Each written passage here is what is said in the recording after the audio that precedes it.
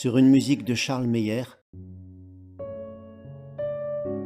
Le Regret, opus 332, de Villiers de l'Isle-Adam, extrait du recueil Contes cruels, Antony.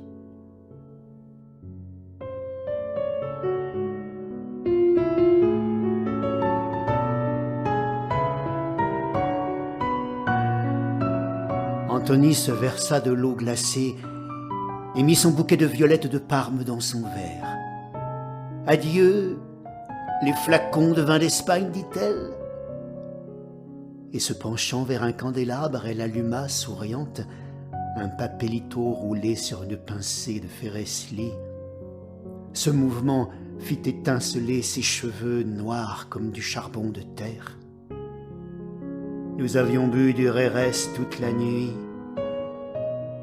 Par la croisée ouverte sur les jardins de la villa, nous entendions le bruissement des feuillages.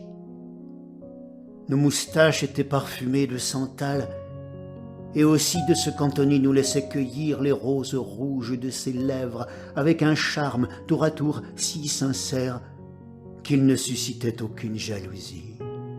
Rieuse, elle se regardait ensuite dans les miroirs de la salle.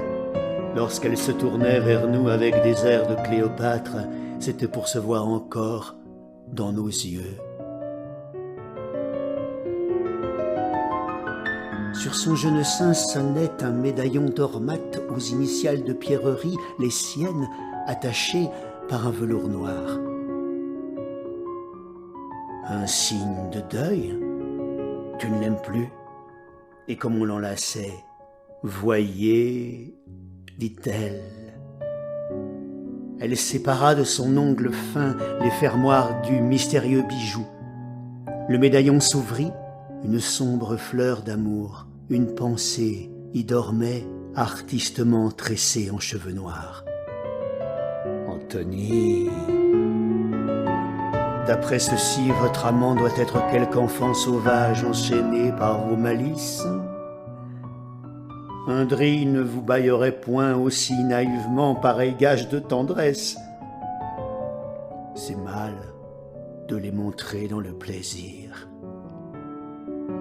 Antony partit d'un éclat de rire si perlé, si joyeux, qu'elle fut obligée de boire précipitamment parmi ses violettes pour ne point se faire mal.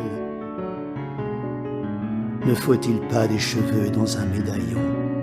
En témoignage, dit-elle. Sans doute, sans doute. Hélas, mes chers amants, après avoir consulté mes souvenirs, c'est l'une de mes boucles que j'ai choisie, et je la porte par esprit de fidélité.